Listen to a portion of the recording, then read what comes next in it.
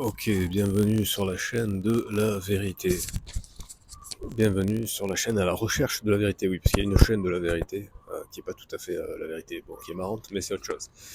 Alors, aujourd'hui, je vais vous parler un petit peu de la situation et je vais faire un petit peu le point parce que j'ai vu quelques commentaires sur la vidéo comment prendre ses distances vis-à-vis de la France. Il y a des gens qui comprennent pas vraiment le message. Il y a des gens qui ne comprennent pas vraiment le message. Donc là, là, c'est la douche. Là, je vais faire ma petite promenade, je vais faire ma petite natation. Voilà. Alors, donc là, je suis un peu plus dans mes horaires habituels. Il est 6h30. Et il y a le pigeon qui va boire un coup. C'est marrant, ils boivent des coups dans l'eau. Il faut dire que l'eau, il n'y a pas beaucoup de chlore dedans. Et là, vous voyez la salle de sport. D'ailleurs, on va tester si c'est possible d'ouvrir ou pas. Parce qu'ils avaient dit que c'était à partir de 7h. C'est bien ce qui me semblait. C'est fermé. C'est pas ce qui me semblait, je veux dire, j'avais dit hier que c'était probablement ouvert, mais en fait non, c'est bien fermé. Et ce sera ouvert qu'à partir de 7h. Ok. Alors oui, donc je disais parce qu'il y a quelqu'un de assez limité intellectuellement qui m'a dit bon ben c'est bien que tu partes, ça fait un gaucho de moi, je vous fais le tour complet.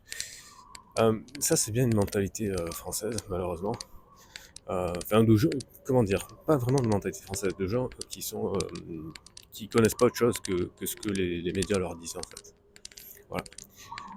La notion de la gauche et de la droite, ça a existé il fut un temps, mais aujourd'hui dans le monde moderne, ce n'est plus du tout un clivage pertinent puisque il y a 15 milliards de définitions différentes de la gauche et 15 milliards différentes de la droite. C'est-à-dire que si vous écoutez les droitardés sur YouTube, il y a tout le monde qui est à gauche, le RN c'est quasiment des communistes, des gauchistes et tout ce que vous voulez.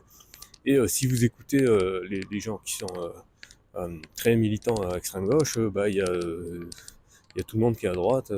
Voilà. Donc, ce qui montre bien que ces choses-là, ce sont des choses qui ont été dévoyées parce que la société n'est plus la même. C'est ça qu'il faut comprendre. La notion de gauche et droite, déjà, de base, ça a été défini au moment de la Révolution française, et c'était par rapport à la position à l'Assemblée. Bon, il y a quand même un peu d'eau qui a coulé sous les ponts, et surtout, il y a un truc que l'on ne mesure toujours pas parce que la révolution de l'Internet, c'est une révolution qui est sans précédent dans l'histoire humaine, parce que et en plus on ajoute à ça l'IA, sachant que bon l'IA voilà, faut redescendre un petit peu. Il y en a beaucoup de marketeurs qui vous font peur pour vous vendre leur formation, d'accord. Et voilà, parce que quand vous êtes tétanisé par la peur, bah oui, si vous attendez qu'une seule chose, c'est qu'il y a un sauveur. C'est la stratégie du choc de Naomi Klein. Vous pouvez trouver ça sur YouTube et vous pouvez lire son livre, c'est encore mieux. Lisez des livres, c'est beaucoup mieux. Lisez des livres, c'est beaucoup mieux parce que sur Internet, il y a un peu tout et n'importe quoi qui est raconté. Donc, je disais, le clivage aujourd'hui, déjà, le clivage aujourd'hui, il peut même plus se résumer à ce qui se passe dans un seul pays. C'est-à-dire que tant que vous prenez pas un petit peu votre courage à deux mains pour aller voir ce qui se passe un peu ailleurs, et quand on dit aller voir ce qui se passe un peu ailleurs, c'est pas juste faire le touriste, c'est au minimum rester suffisamment longtemps et surtout essayer d'apprendre un minimum la langue locale pour interagir avec les locaux, pour essayer de comprendre qu'est-ce que ça veut dire que de vivre dans un autre pays.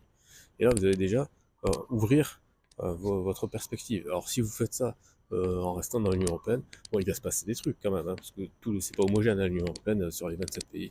C'est quand même des expériences différentes. Mais dirons-nous quand même qu'il y a quand même un ensemble de traits communs qui est assez important, ce qui fait que vous n'allez pas avoir une épiphanie ou un bouleversement, un changement de votre vision du monde.